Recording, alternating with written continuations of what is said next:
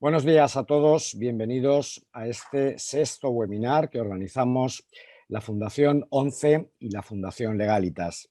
Hoy vamos a hablar sobre sostenibilidad y cambio climático, impacto en el sector social y en las personas con discapacidad. Para hablar de este tema contamos con unos ponentes de lujo.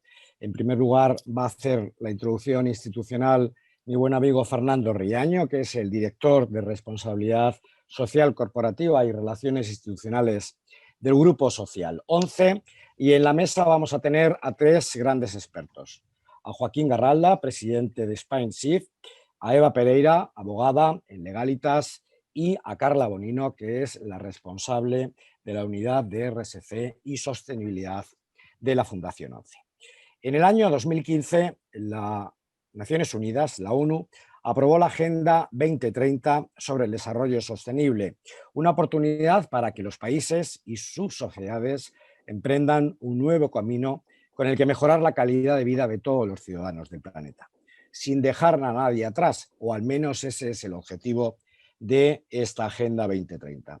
La agenda, como todos sabéis, cuenta con 17 objetivos de desarrollo sostenible, que incluyen desde la eliminación de la pobreza, el hambre, pasando por la igualdad efectiva de la mujer, la defensa del medio ambiente, el diseño de nuestras ciudades o la lucha contra el cambio climático. La discapacidad, además de ser una cuestión de derechos humanos, tal y como establece la propia Convención de la ONU de 2006 sobre los derechos de las personas con discapacidad, está presente también en esta agenda mundial para la consecución de los objetivos de desarrollo sostenible. La Agenda 2030 insiste en no dejar a nadie atrás y está diseñada, en teoría, para todos.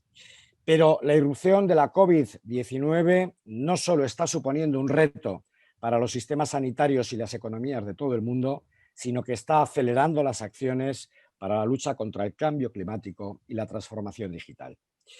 Asimismo, el cambio climático y la transición energética abren una ventana de oportunidad en el ámbito de la formación, en el ámbito de empleo, para la sociedad en general, pero especialmente para los colectivos más vulnerables, especialmente para las personas con discapacidad. Puede ser una palanca transformadora esta oportunidad, esta crisis, un nicho de empleo estimulador de la innovación que pueda favorecer la diversificación económica y la reducción de la contaminación climática. De estas y de otras muchas cosas estoy convencido que vamos a hablar con los ponentes que hoy nos acompañan. Para la Fundación ONCE y para la Fundación Legalitas, el compromiso con el cambio climático y la transición energética nos obliga como empresas responsables en nuestros compromisos de RSC, pero también en nuestros modelos de negocio y en nuestro trabajo solidario con nuestros empleados y clientes, transmitiendo estos valores en sus hogares. Desde la suma de esfuerzos, por pequeños que sean, podemos, entre todos, ser capaces de cambiar nuestras sociedades. Para hacer esta introducción institucional, tiene la palabra a continuación Fernando Riaño. Fernando es el director de Relaciones Institucionales y RSC del Grupo Social 11, es licenciado en Derecho por la Universidad de Navarra, ha desarrollado su carrera profesional en el mundo de la asesoría jurídica, de la consultoría, de la formación y en el sector financiero. Es autor de numerosos artículos sobre responsabilidad corporativa, gobierno corporativo y ética y gestión empresarial. Además, es presidente de Servimedia. Fernando, tienes la palabra. Buenos días, Miguel Ángel. Muchas gracias. Gracias a Legalitas y su fundación por ser parte también y por hacer este encuentro posible. Y gracias a todas las personas que de forma directa o indirecta han trabajado para que este encuentro y esta sesión, este webinar, sea también una realidad. Y gracias también a los ponentes de lujo, lo has dicho antes, Miguel Ángel, que van a formar parte, que forman parte de esta sesión. Para nosotros, como Grupo Social 11, es un honor ser parte de este encuentro y me gustaría también empezar trasladando algunas ideas. Me gustaría trasladar el compromiso del Grupo Social 11 con la sostenibilidad, pero con la sostenibilidad en su triple dimensión y en sus tres palancas principales, desde el punto de vista del impacto social, desde el punto de vista o la perspectiva medioambiental también que vamos a comentar y desde la perspectiva también de gobernanza.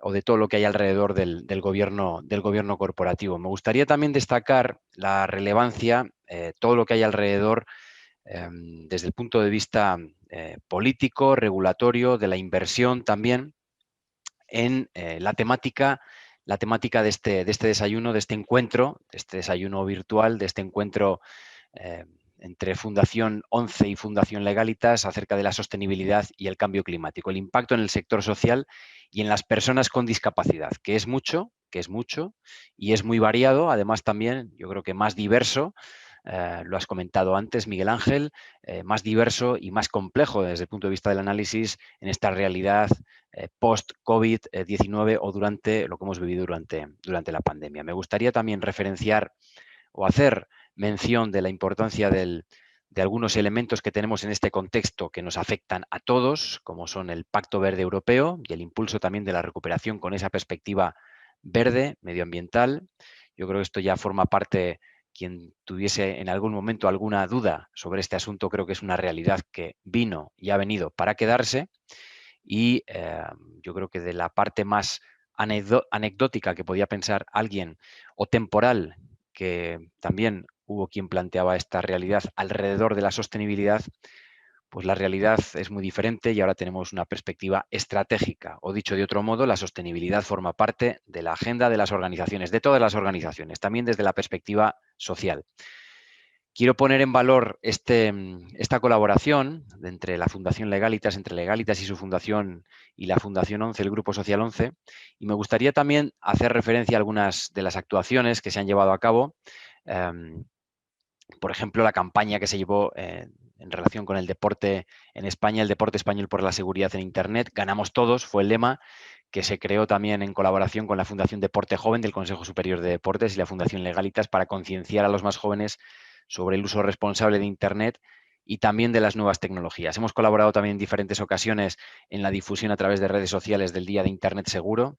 Hemos también colaborado dentro de algunas otras campañas, estoy recordando la de Sé un héroe contra el ciberbullying, con el objetivo también de alertar a los más jóvenes sobre el problema real que supone el acoso a través de Internet y las redes sociales, otro problema también que está en la agenda y que hay que abordar y donde la Fundación Legalitas y la Fundación ONCE quieren ser parte también de esta solución, o de la campaña también, esa campaña que se denominó El amor no es control contra la violencia de género. En definitiva, creo que compartimos muchas realidades, muchos valores, mucha perspectiva de futuro también dentro de esa misión y visión con la Fundación Legalitas y una clara vocación también social, que es la temática también de este desayuno, así como un compromiso común pues, de servicio, de dedicación también a los más vulnerables y especialmente a las personas con discapacidad. Este año pusimos también en marcha la nueva iniciativa de desayunos jurídicos, Fundación 11 Legalitas Lab, cuyo objeto es abordar de una manera eminentemente práctica cuestiones de actualidad, como es esta temática que vamos a ver hoy, desde el punto de vista jurídico para intentar dar respuesta a todas las inquietudes, perspectivas, opiniones que nos suscitan tanto o que se suscitan tanto desde una perspectiva global como desde un enfoque también de las personas con discapacidad. En esta casa hay un compromiso, como decía al principio, con la sostenibilidad, con todo lo que tiene que ver con el impacto social, con la perspectiva medioambiental y con la gobernanza. Y este encuentro también viene a dar respuesta y también viene a dar soluciones, seguro, para toda esta realidad y todo este contexto tan interesante que tenemos ahora mismo. Y para ello, ya que estamos en un ámbito jurídico con compañeros de viaje del ámbito jurídico, pues las personas que contamos o que estáis aquí conectadas, Eva, Joaquín, Carla, Miguel Ángel, yo creo que jurídicamente se puede hablar que contamos hoy aquí con la mejor doctrina, con lo cual es un placer también pues empezar esta mesa y agradeceros una vez más el trabajo que ponemos encima de la mesa para dar respuesta a estos retos que tenemos. Muchas gracias, Miguel Ángel. Muchísimas gracias a ti, Fernando. Valores y compromiso social, pero yo creo que la doctrina la puede establecer la próxima persona que va a tomar la palabra, que es una persona a la que todos admiramos. Don Joaquín Garralda es el presidente de Spanship, que es, como todos ustedes conocen, una asociación sin ánimo de lucro constituida por entidades interesadas en promover la inversión socialmente responsable, la ISR en España. Joaquín además es decano de ordenación académica del IE Business School, es licenciado en Ciencias Económicas por la Universidad Complutense de Madrid, es MBA por el IE Business School de la London Business School, es profesor, ha compaginado su carrera docente con una intensa vida profesional como consultor de organizaciones y de estrategia de diversas compañías, es colaborador habitual de los medios de comunicación de información económica en España y en Latinoamérica. Don Joaquín, para empezar, ¿qué papel están jugando las finanzas sostenibles en la lucha contra el cambio climático y el impulso de una economía, bueno, yo creo que más ajustada a lo que todo el mundo pretende, ¿no? Más respetuosa con nuestro medio ambiente? ¿Y cómo se está teniendo en cuenta en este movimiento la idea de transición justa e inclusiva? Muy bien. Muchas gracias primero por invitarme tanto a Fundación Legalitas como a la Fundación 11. Y bueno, pues voy a tratar de contestar, sobre todo, no muy largo para que luego haya debate, porque eso yo creo que siempre es interesante en estos desayunos. Bueno, ¿qué papel puede yo creo que va a hacer las finanzas sostenibles? Claramente, en el 2015, que en el Acuerdo de París y con los compromisos de los países se vio que no era suficiente la capacidad financiera que tenían los gobiernos de los países para resolver los problemas del cambio climático. Entonces es cuando pues se trató de impulsar.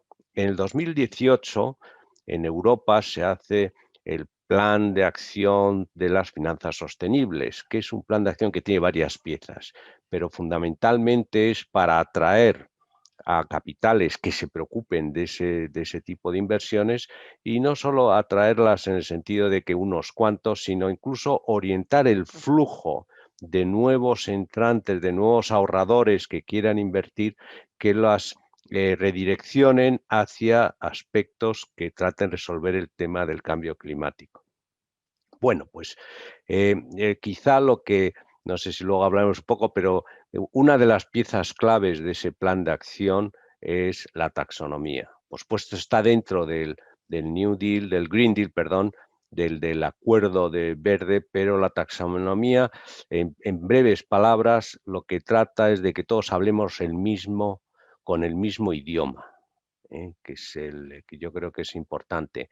Y ¿cómo lo quiere hacer para que todos hablemos? Pues en dos lados. Lo que impulsa es que las empresas informen siguiendo el estándar de la taxonomía y las gestoras de inversión, que son las que canalizan los ahorros, también informen siguiendo el mismo idioma, con lo cual, ¿qué es lo que se facilita? Pues el famoso greenwashing, que es el peligro de todo esto, que muchas empresas y muchos fondos dicen que son verdes y de esto, ¿por qué dice usted que es verde? Entonces, el peligro es el greenwashing, porque el greenwashing lo que destruye es la confianza del inversor que deja sus ahorros y dice, bueno, y verdaderamente esto va a ser verde. Entonces, bueno, pues yo creo que eso es un aspecto importante.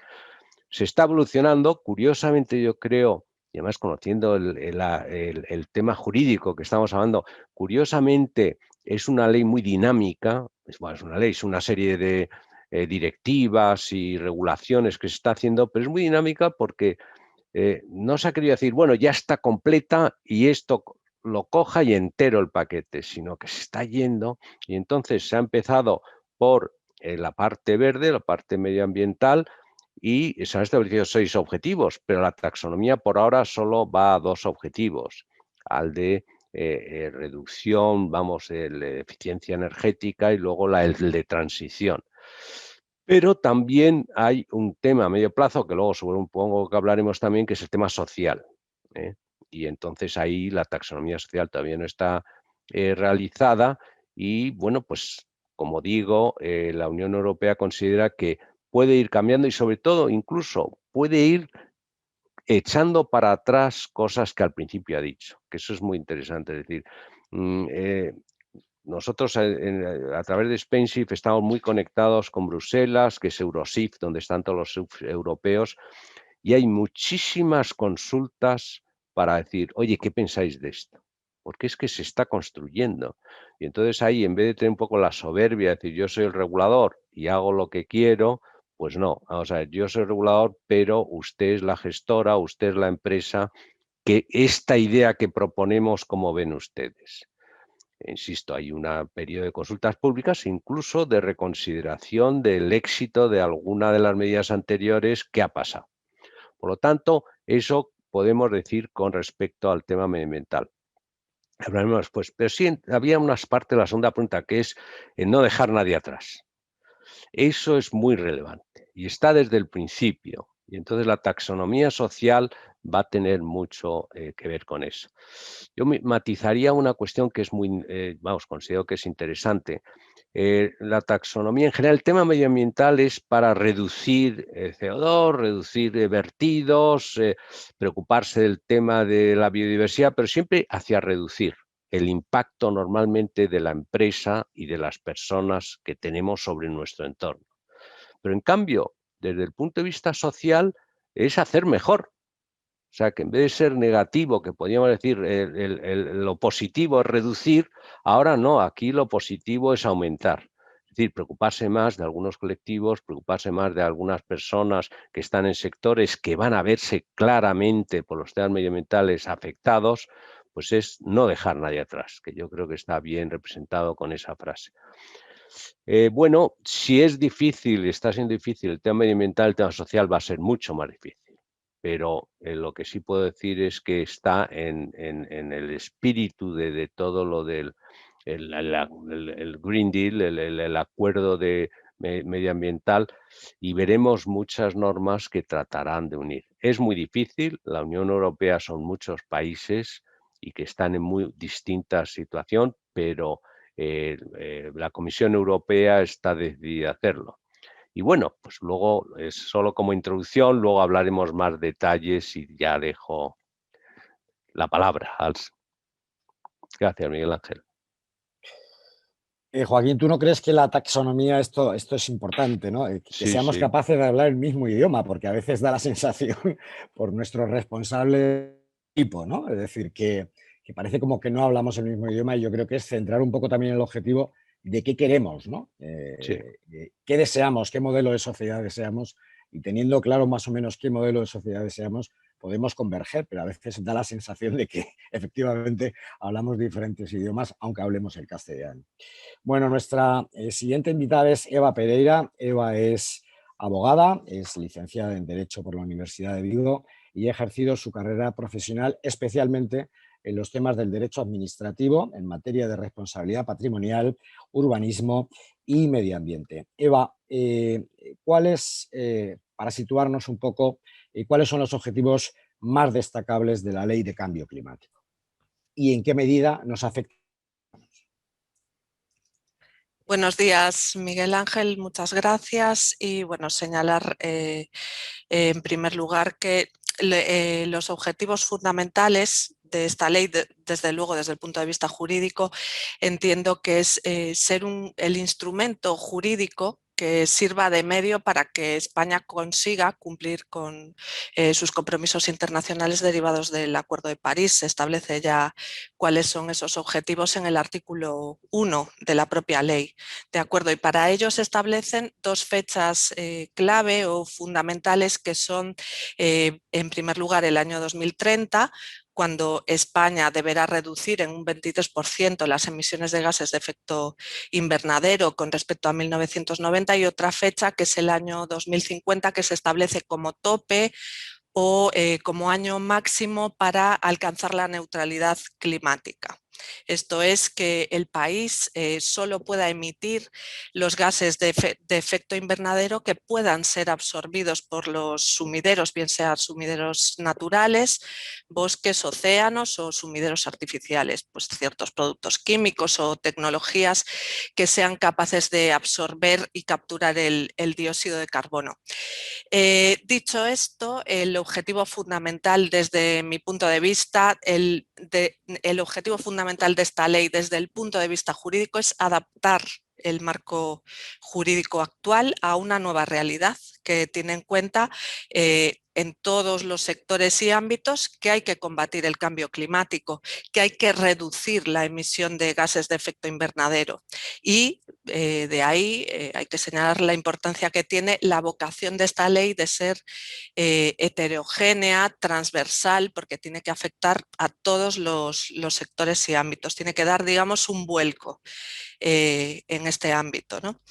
Y partiendo de estos objetivos jurídicos, también es importante señalar que, por un lado, la ley establece metas y objetivos que habrá que ir concretando en el futuro a través de diversos métodos legislativos, bien sea a través del desarrollo legislativo por las comunidades autónomas, a través de reglamentos o de otro tipo de normas de carácter sectorial, pero también es verdad que hay que destacar que establece, por otro lado, medidas concretas, lo cual tiene incidencia desde el punto de vista práctico, que, bueno, que es lo que estamos destacando aquí y han destacado ya mis compañeros, ¿de acuerdo? Porque incide en el ámbito social ese punto de vista práctico o de cómo me va a afectar a mí como ciudadano esta ley, ¿de acuerdo? Porque conlleva no solo cambios en toda esa estructura jurídica y en todos los sectores, sino que conlleva cambios concretos pues, en el sector del automóvil, en el sector eléctrico, en la industria,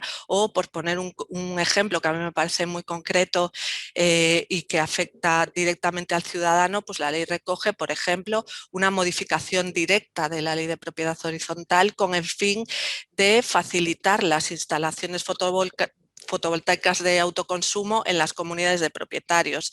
Esta modificación viene prevista en la disposición final 10ª de la ley, que señala además un marco temporal, es decir, no solo es que establezca un marco temporal para que se lleve a cabo un plazo máximo de 1 año a contar desde la aprobación de la propia ley, para que se lleve a cabo, ¿de acuerdo? Y bueno, y volviendo, por ejemplo, a los ejemplos que he puesto de modificaciones en el sector del automóvil, del sector eléctrico, etcétera, la propia ley, en su preámbulo, establece, textualmente dice, la obligación de limitar las emisiones condiciona las políticas sectoriales e implica cambios en los patrones de consumo.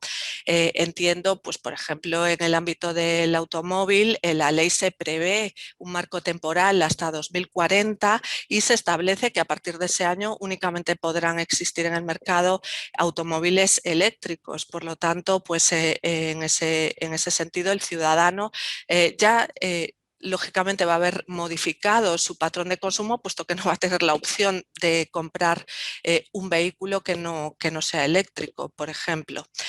Y bueno, veo en esta ley que ha sido, pues, y es todavía, ¿no?, durante su elaboración y también ahora bastante criticada por unos. Unos la critican por defecto y otras por exceso, pues porque no se concreta demasiado, etcétera. Yo veo puntos débiles y veo puntos fuertes también, incluso en el sentido de veo como un punto muy fuerte que esta ley se haya concebido como heterogénea y transversal, con esa vocación de afectar a los diferentes sectores y ámbitos, puesto que no puede ser de otra manera en un tema tan importante y que debe dar ese vuelco, ¿no?, en el ámbito, en toda la estructura jurídica. Pero como contraposición podríamos resaltar que, visto desde el punto de vista contrario, también se podría ver como un punto débil, en el sentido de que es cierto, se concretan algunas medidas, pero la mayoría de las medidas quedan relegadas al desarrollo reglamentario o no contempla un régimen jurídico sancionador, que también se prevé que, pues, en cada ámbito sectorial o en el desarrollo reglamentario se irá concretando, ¿no?, en el sentido de, pues, se establecen obligaciones como presentar un informe dentro del plazo de 5 años, por ejemplo, pero no se prevé qué es lo que ocurrirá si ese informe no se presenta finalmente, ¿no? Entonces, ese sería uno de los puntos débiles, pero que en definitiva queda suplido con esa vocación de ser un marco jurídico desde mi punto de vista. Pues muchas gracias, Eva. Antes de dar la palabra a Carla, recuerdo a nuestros participantes, a nuestros invitados, que pueden enviarnos sus preguntas a través de preguntas y respuestas o a través del chat. Carla Bonino es responsable de la unidad de RSC y sostenibilidad de la Fundación ONCE, es licenciada en Sociología por la Universidad Complutense de Madrid, titulada del Programa Superior en Dirección de Responsabilidad Social Corporativa por el Instituto de Empresa. Carla lleva trabajando en la Fundación ONCE desde 2004 en diferentes posiciones relacionadas con estrategias, programas europeos, igualdad de género y discapacidad, y desde 2018 es la responsable de la unidad de RSC y sostenibilidad de su fundación. En su andadura en la Fundación ONCE ha liderado diversos proyectos europeos, entre otros centrados en las potencialidades del binomio discapacidad y sostenibilidad. Es autora de diversas publicaciones y ha coordinado diferentes estudios relacionados con estas temáticas. Carla, antes de hacerte la pregunta, a ver qué te parece esta frase. Cuando se trata de cambio climático, las personas con discapacidad resultan afectadas desproporcionalmente por sus efectos, y una de las principales causas de ello es que la mayoría de las personas con discapacidad viven en la pobreza. Son palabras de la alta comisionada adjunta para los derechos humanos, Nada Al-Nassif. La pregunta que te hago es, desde la Fundación ONCE, como entidad en el sector de la discapacidad, de la economía social y el tercer sector, ¿cómo abordáis las cuestiones de sostenibilidad y cambio climático? Muy bien, muchas gracias, Miguel Ángel. Bueno, la frase que has tocado era uno de los temas que justamente quería comentar, pero anticipando que efectivamente es así, que las personas con discapacidad son uno de los colectivos en los que hay un mayor impacto de los efectos del cambio climático, ¿no? Luego lo comentaré, entre otras cuestiones. Y bueno, me gustaría simplemente comenzar agradeciendo vuestra invitación a este seminario, a este webinar, y situando a la Fundación ONCE como, bueno, como entidad fundada por la ONCE, ¿no? Parte del Grupo Social ONCE, como mencionaba Fernando, y que nuestra misión es bueno, fomentar la igualdad de oportunidades para todas las personas con discapacidad, fundamentalmente en dos ámbitos: el empleo y la formación, y la accesibilidad universal de productos, entornos y servicios.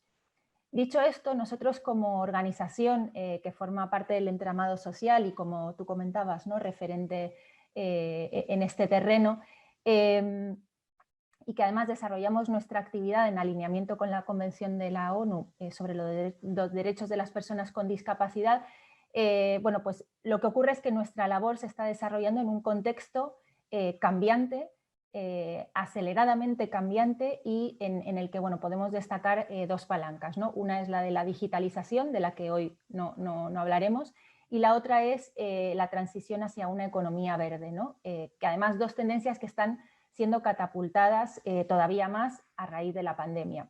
En cuanto a esta segunda tendencia, ¿no?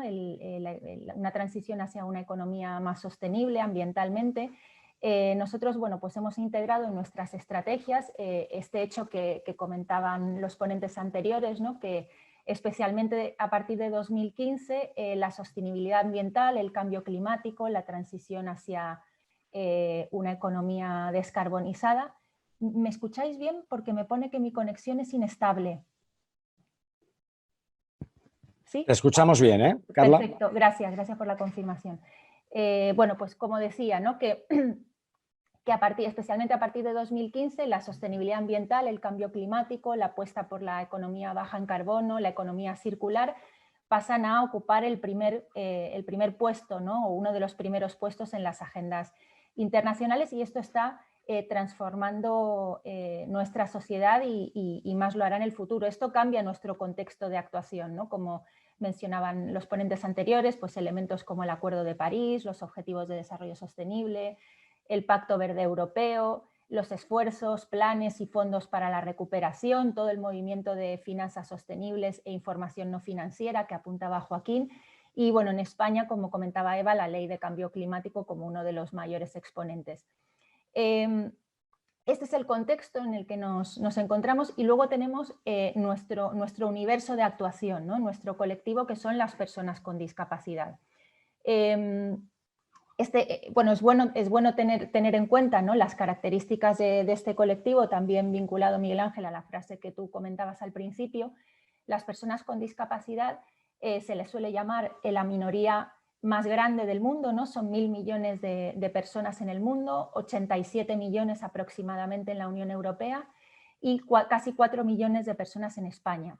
Se calcula en términos mundiales que el 60% son mujeres y más o menos el 80% viven en países en desarrollo. Como sabéis y es conocido, las personas con discapacidad experimentan múltiples ámbitos de discriminación y desventaja, como puede ser el ámbito del empleo, barreras de accesibilidad pues, a todo tipo de entornos, productos, servicios y la pobreza y vulnerabilidad social, ¿no? Entonces, bueno, tenemos este contexto cambiante, tenemos nuestro universo de actuación, que es las personas con discapacidad que parten ya de una situación en desventaja, y si combinamos, ¿no?, estos dos aspectos, ocurre que bueno, pues hay diversas derivadas, ¿no?, de lo que puede ser el cambio climático, sostenibilidad ambiental y el mundo de las personas con discapacidad, ¿no? Por un lado tenemos los efectos del cambio climático per se sobre las personas con discapacidad, que justamente, como apuntabas, Miguel Ángel, es reconocido que se agudizan en el caso de las personas con discapacidad, ¿no? Por ejemplo, eventos extremos como pueden ser olas de calor, contaminación, bueno, pueden tener mayores impactos en términos de salud o inundaciones en términos de movilidad o accesibilidad o los propios planes de evacuación, ¿no?, que tengan un mayor impacto en el riesgo que corren las personas con discapacidad. Es interesante cómo, si bien no de manera quizá como desearíamos, ¿no?, pero varios de los elementos que se han mencionado, ¿no?, como el Acuerdo de París, incluso el marco de Sendai para la reducción del riesgo de desastres, incluyen el reconocimiento de la situación de las personas con discapacidad como colectivo vulnerable, ¿no? Y por supuesto los ODS, que bueno, nosotros trabajamos en alineamiento con ellos, además de la Convención de la ONU, pues también reconoce a las personas con discapacidad como un colectivo vulnerable y hace diversas referencias expresas, ¿no? La segunda derivada que tenemos es el impacto del cambio del modelo económico, ¿no?, hacia una economía descarbonizada y circular, que implica pues, lo que son cambios en el empleo, ¿no? Se calcula, la OIT calcula que aproximadamente se van a crear 18 millones de empleos netos hasta 2030. Y esto, bueno, pues impacta, por supuesto, en la manera en la que puede afectar estos cambios al empleo de las personas con discapacidad, ¿no? También en todo en este movimiento de transición justa, ¿no? También la accesibilidad como parte del cambio, es decir, la movilidad sostenible y accesible, la eficiencia energética de edificios, que debería traer además una adecuación, ¿no?, de la oferta de accesibilidad más en una sociedad en proceso de envejecimiento, o el turismo sostenible, también los temas de consumo y consumidor responsable, ¿no? Tiene algunas derivadas en cuanto al temporal encarecimiento de algunos productos como pueden ser los alimentos o la energía. Y luego la tercera derivada es que hay implicaciones internas, ¿no?, para nuestro propio desempeño como organización, es decir, no por ser sociales estamos exentos del cumplimiento de contribuir, ¿no?, a la lucha contra el cambio climático y bueno, pues de medir nuestro impacto y de tratar de reducirlo, ¿no? Se nos abre también, como cuarto comentario, ¿no?, un nuevo ámbito de participación y presencia en compañía de las entidades que representan a las personas con discapacidad, como puede ser el SERMI, donde es importantísimo visibilizar que las personas con discapacidad toman parte en estos procesos. Por ejemplo, hay un ejemplo muy interesante, ¿no?, empezando por la accesibilidad de estos eventos centrales, ¿no?, como fue la primera vez que una cumbre del clima, que fue la COP25, organizada en Madrid, se hace accesible gracias a la colaboración del Grupo Social 11 y de la Fundación 11 con el gobierno, ¿no? Esto es un símbolo muy importante. Y entonces, bueno, pues para dar respuesta a todas estas dimensiones y derivadas, nosotros tenemos un plan director de RSC y sostenibilidad que integra esta triple dimensión que comentaba Fernando al principio, social, de buen gobierno y ambiental también, ¿no? Integrando todas estas derivadas. Bueno, quizá lo dejo aquí para dar cabida a otras preguntas o comentarios. Muchas gracias. Muy bien, muchas gracias, Carla. Ya van llegando preguntas. Si os parece, oye, Fernando, vamos a aprovechar que continúas en la sala para también contar con tu opinión sobre los temas. Por lo tanto, abrimos un poco la mesa más y de esta forma hacemos más plural. La primera pregunta que nos llega es de Fernando Caballero y si os parece, se la trasladamos a Joaquín. Dice, buenos días, muchas gracias a todos por esta sesión tan interesante y necesaria. Mi pregunta va relacionado con lo social y el greenwashing al que hablaba, creo recordar que era Joaquín lo ha mencionado. ¿Sería la medición de impacto una herramienta útil para luchar contra ese riesgo? Joaquín. Ya, indudablemente. Fernando ha señalado con cómo medimos el impacto positivo, sobre todo además, incluso lo podemos decir no solo medioambiental, sino social.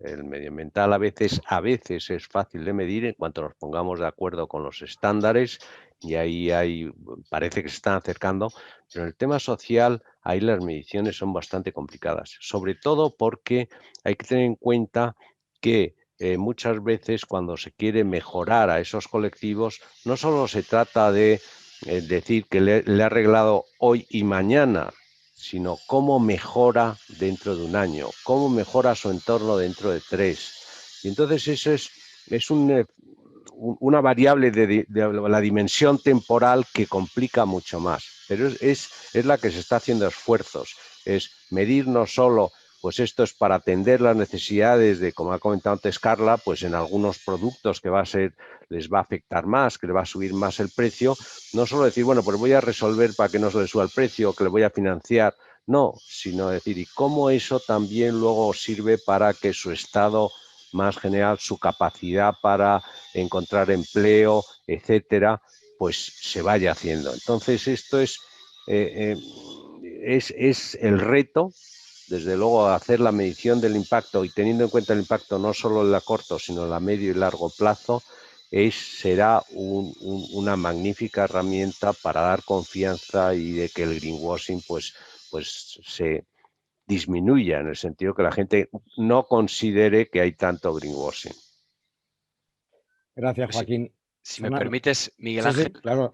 También un poco por la referencia y por las alusiones, ¿no?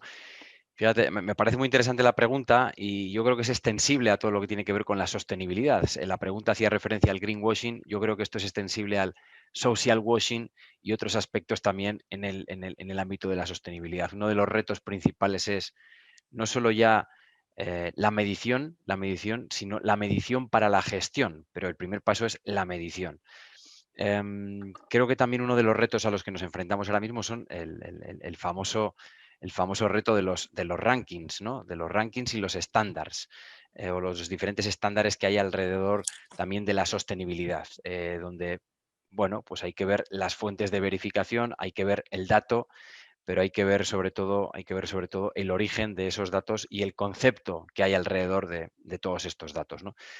Es una evolución natural de todo lo que tiene que ver con el concepto de sostenibilidad. Yo creo que ahora mismo la gran noticia es que esto, si miramos hacia atrás, hay grandes pasos dados. Si miramos hacia adelante, hay evidentemente muchos retos, algunos se han comentado aquí, pero ahora mismo tengamos en cuenta que la información que tiene que ver con el desempeño en materia de sostenibilidad de una organización es obligatoria para cualquier organización y que va de la mano, está al mismo nivel. Ese estado de información no financiera está al mismo nivel que las cuentas anuales, ¿no? Esto ahora mismo ya, yo creo que eso es un titular, ¿no? El titular es que la sostenibilidad los conceptos alrededor de la sostenibilidad han dejado de ser cuentos y han pasado a ser cuentas, ¿no? Y esto es un cambio dentro de cualquier organización importante. Y eso ocurre con lo social en general y ocurre y seguirá ocurriendo con la discapacidad en particular. Con lo cual, creo que cada paso que demos en esa dirección y cada paso que cada organización también dé o la decisión que tome es un posicionamiento en cuanto a bueno, anticiparnos a lo que hoy es voluntario y mañana será obligatorio. ¿Puedo hacer un pequeño comentario? Muy bien.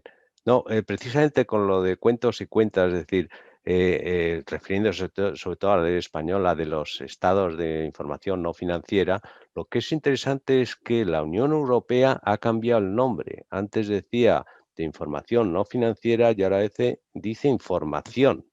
Oiga, esto no es no financiero, esto es tan relevante para su cuenta de resultados la social y la medioambiental. Y esto yo creo que es una señal muy importante. Luego volvemos a la dificultad de medir, etcétera, etcétera, pero ese cambio de filosofía de cuentas a cuentos, es decir, que es que ahora ya son cuentas. Y eso yo solo quería insistir en lo que ha dicho Fernando. Pues hablando de cuentas, tenemos otra pregunta, pero me gustaría hacerles una pregunta tanto a Eva como a Carla. ¿Por qué desgraciadamente hay ciudadanos y empresas que todavía piensan que lo medioambiental, que la protección medioambiental es cara, que resulta cara para los ciudadanos? Porque les restringen derechos, porque les dicen, oiga, este tipo de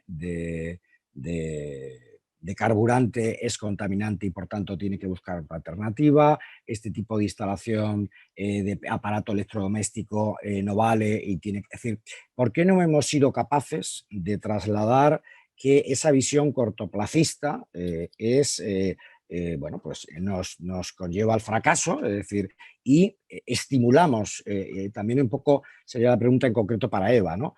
¿Por qué no pasamos más del régimen sancionador, que está bien, a también un régimen estimulador? Porque yo creo que la ley, tal y como está concebida, ayuda poco, ¿no? Otro debate será después, si queréis, hablamos de cómo en este país, que puede utilizar las energías renovables, en fin, con una cierta bondad, pues no hemos sido capaces de definir un marco jurídico que los inversores permanezcan o que haya propio capital español dispuesto a abordar esa inmensa alternativa a las energías más contaminantes. Por lo tanto, Carla y Eva, ¿cómo veis este concepto todavía cortoplacista de ciudadanos, empresas y por qué, digamos, que el marco jurídico no permite, digamos, alentar o, bueno, pues sugerir, acariciar mejor otras alternativas, aparte, evidentemente, del cumplimiento sancionador que tiene cualquier norma jurídica?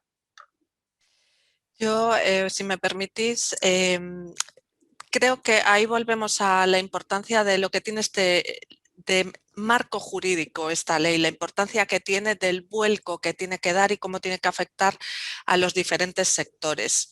Esa es su vocación y es verdad que, como tú bien señalas, todavía el ciudadano realmente no está acostumbrado a que en las diferentes regulaciones, en los diferentes ámbitos, en el consumo, exista siempre ese componente climático, que la vocación es que a partir de ahora tenga que existir, ¿de acuerdo? Entonces, igual que señala el compañero Joaquín, que desde el punto de vista de la taxonomía y destaca la importancia que tiene para el lenguaje, pues también este cambio normativo va a ser determinante y va a educar al ciudadano en la medida en que va a afectar pues a todo, incluso al consumo.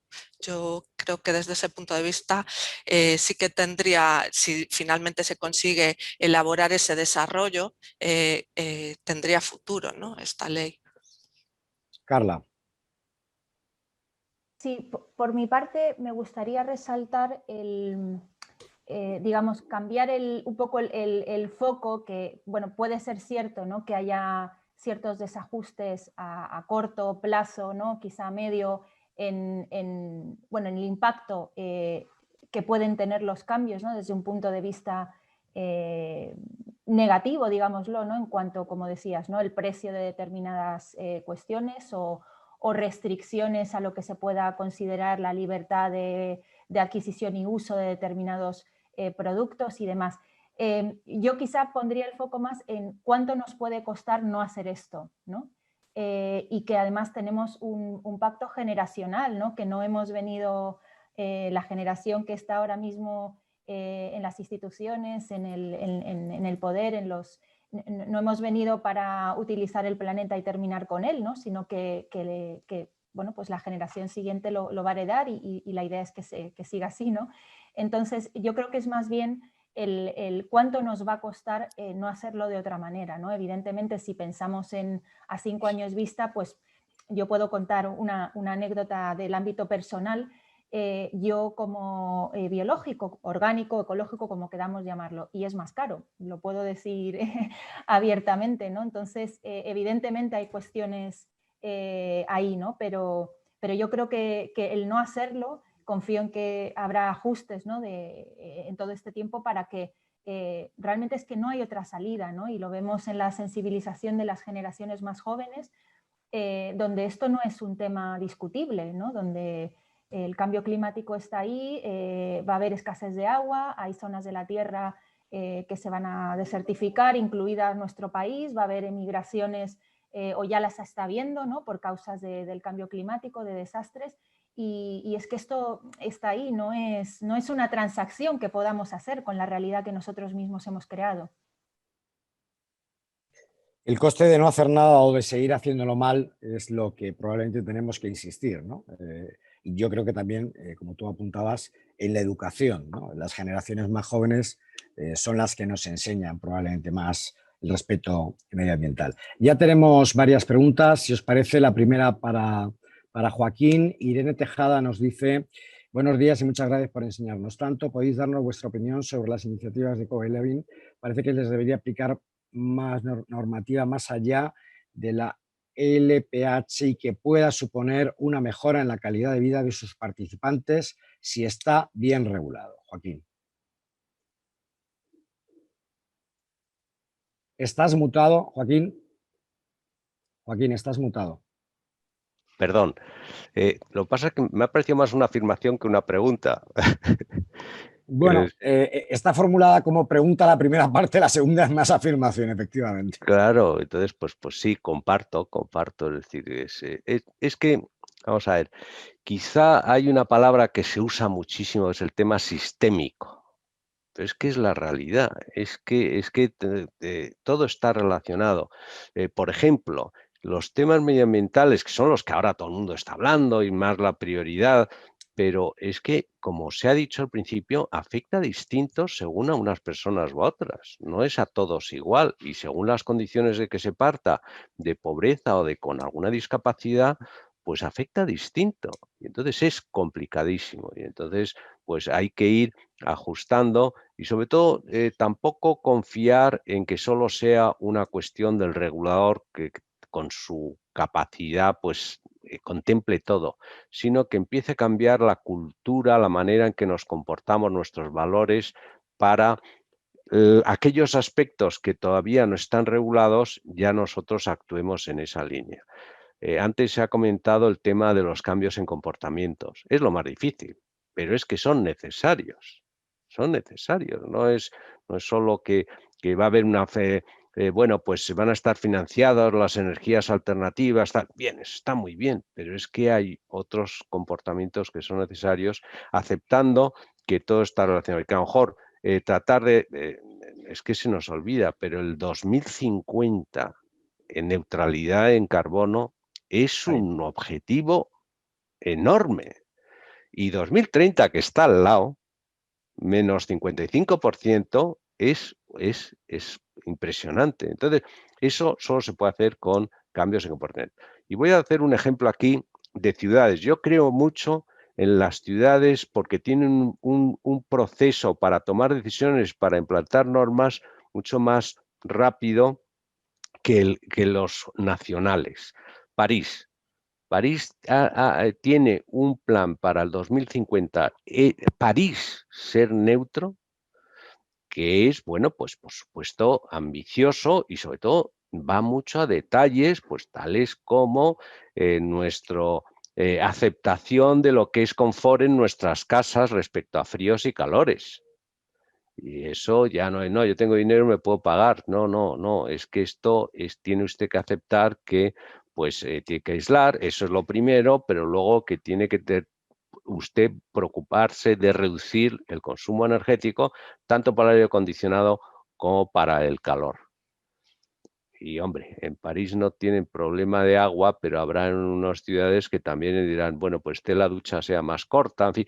Con esto quiero decir que no es solo los grandes flujos financieros, no solo las grandes normativas y regulaciones, tanto europeas como de España, sino también la concienciación por parte del individuo para cambiar comportamientos que van a ser necesarios si queremos lograr esos objetivos.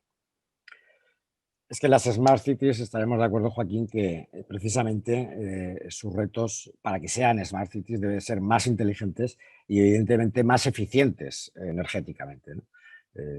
Porque, entre otras cosas, la mayor parte de la población del mundo se está concentrando y se sigue concentrando en las ciudades, ¿no? Que eso es otro de los problemas o de los retos demográficos que tenemos. Tenemos más preguntas. Julio Batanero nos dice, se la podemos plantear a Fernando, ¿cómo podemos involucrar cada vez más al sector social en el reto de la sostenibilidad? Y seguiría un poco, Fernando, también, bueno, pues la ONCE es uno de los agentes más importantes dentro del sector social en nuestro país. ¿Cómo lo estáis haciendo y cómo creéis que lo deberíamos de hacer los demás? Pues muy buena pregunta, Miguel Ángel. Yo creo, lo ha comentado también, ha comentado antes en parte Joaquín, lo ha comentado también Carla. Creo que por estar en el sector social no podemos renunciar a otras cuestiones que son exigibles por agenda y exigidas también por los grupos de interés. Una de esas cuestiones es el desempeño medioambiental.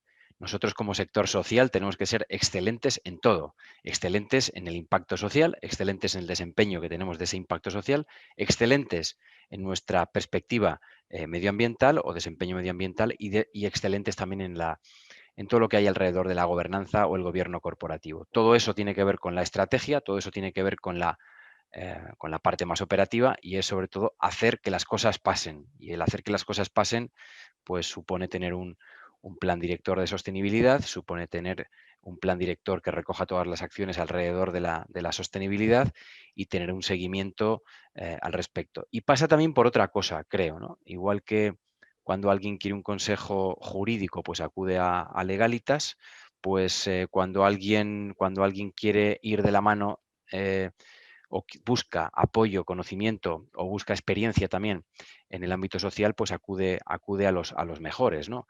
Yo creo que esto, las organizaciones no tenemos por qué saber todos de todo, pero sí que estamos aquí para generar ese objetivo de desarrollo sostenible número 17, que son alianzas, y para eso, y eso son las alianzas, ir de la mano de otros que saben o que son expertos en todo esto. Y para mí esa es la clave para seguir avanzando.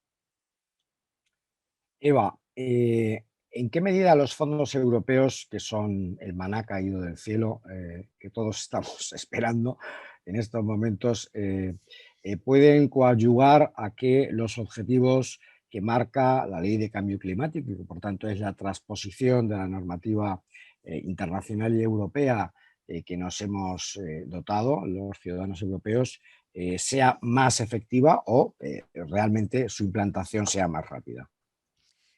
Pues vamos a ver, entiendo que en la medida en que se condicionen estos fondos a su aplicación y se unan a estos objetivos de cambio climático, sostenibilidad, etcétera. ¿De acuerdo? Permitidme que, aunque el resto de mis compañeros están hablando desde el punto de vista social y de que también somos nosotros los que tenemos que poner voluntad, permitidme que desde el punto de vista jurídico me parezca imprescindible que exista un régimen sancionador y que se condicione, por ejemplo, en la pregunta que me estás haciendo en este momento, que se condicione la aplicación de los fondos o se vincule, por ejemplo, con esta ley. ¿De acuerdo? A mí me parece algo imprescindible en este punto. Está claro. Hay una pregunta, yo creo que es muy importante, de María López, que si os parece la trasladamos a Carla. Carla María nos dice, buenos días, gracias a todos. Represento a Confex, coalición que a su vez representa asociaciones de afectados por sensibilidad química múltiple y electrosensibilidad. Nos preocupa especialmente la discapacidad orgánica que provoca la propia contaminación ambiental y que va en aumento. Recientes estudios miden más contaminación dentro de las casas que fuera a causa de los productos de limpieza, etc. Parece que lo aparentemente pequeño está incidiendo de una forma brutal. ¿Se prevé el reconocimiento de estos efectos nocivos y cronificados sobre la salud?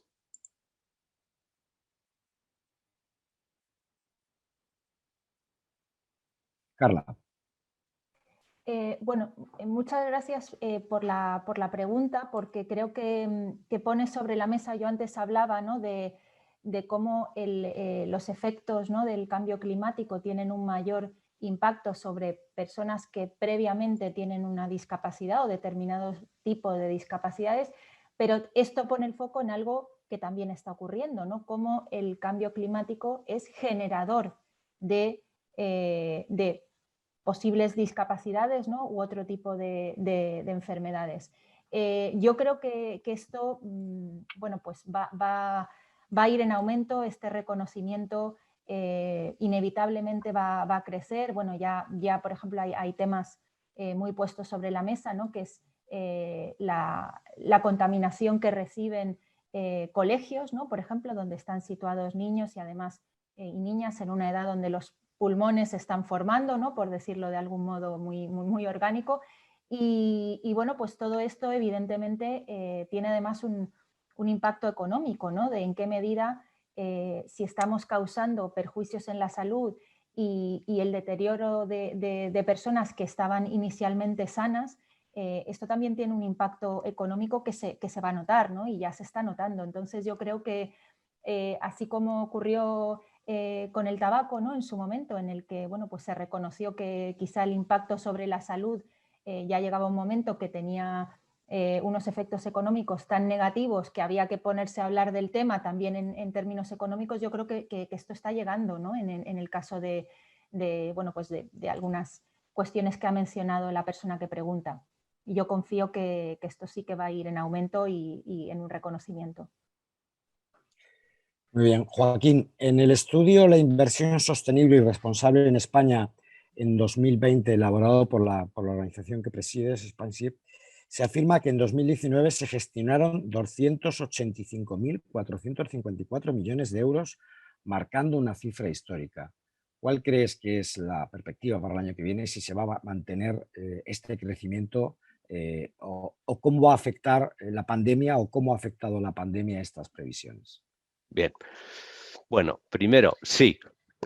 Vamos a contestar, sí va a crecer. Indudablemente, yo creo que va a existir un crecimiento de una tendencia que llevamos muchos años.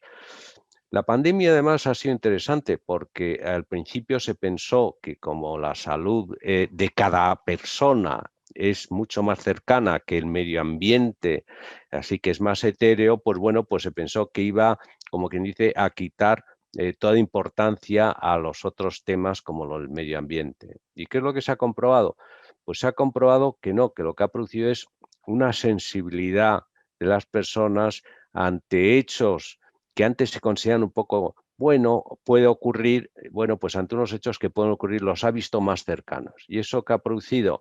Pues que a la hora de ahorrar y decir dónde pongo yo mis ahorros, pues ya han empezado a ser más sensibles. Y entonces está más sensible, oiga, pero yo con mi ahorro esto ayuda a que haya menos contaminación, ayuda a que haya más protección a las personas con discapacidad.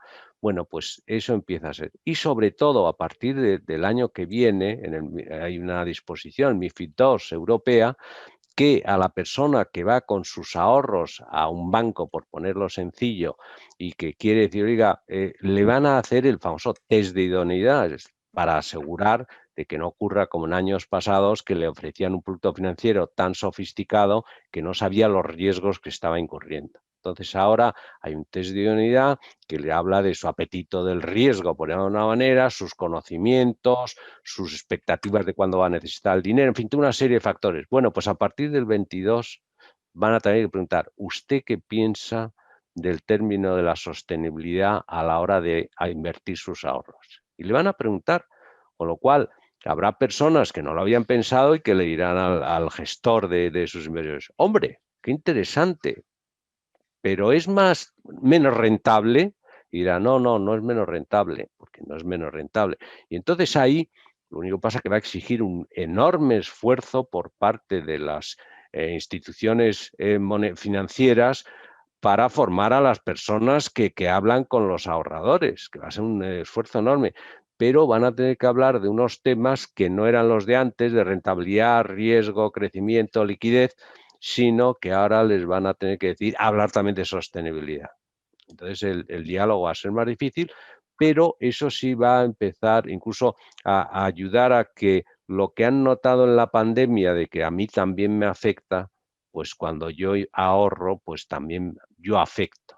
Entonces eso yo lo veo positivo, yo creo que ha despertado algunas conciencias, por supuesto, tampoco hay que ser súper optimista que esto se va a arreglar todo, pero volviendo al principio de la pregunta es, sí van a crecer, sí va a haber muchas más personas involucradas en decir dónde yo invierto y sobre todo en la medida que funciona más la taxonomía va a haber más precisión para que la persona que ahorre y vaya a invertir tenga confianza de que efectivamente eso es y no greenwashing, que la palabra que es muy relevante pensar que es que hay que luchar con eso, porque la confianza del ahorrador es básica.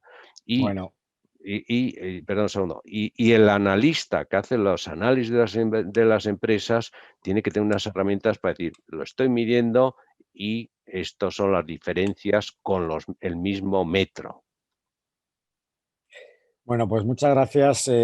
Ya son las 11:30, por lo tanto tenemos que terminar este webinar. Como veis, quedan muchos temas pendientes. Aún no los hemos podido abordar. Yo quiero agradecer una vez más a la Fundación ONCE la colaboración que permite con la Fundación Legalitas el desarrollar estos desayunos jurídicos. Estoy convencido que en el mes de septiembre nuestra amiga Lourdes, que aunque no se la ve en pantalla, está por ahí detrás, pues seguro que tenemos trabajo pendiente para programar los próximos, y quiero agradecer muy especialmente a las personas que hoy nos han acompañado, que han querido enviarnos sus preguntas, y por supuesto a los participantes, a Fernando Riaño, a Joaquín Garralda, a Eva Pereira y a Carla Bonino. Agradecer también al Servicio de Intérpretes de la ONCE la ayuda que nos prestan para que estos webinars sean accesibles y todos podamos seguirlos. Gracias y hasta el próximo.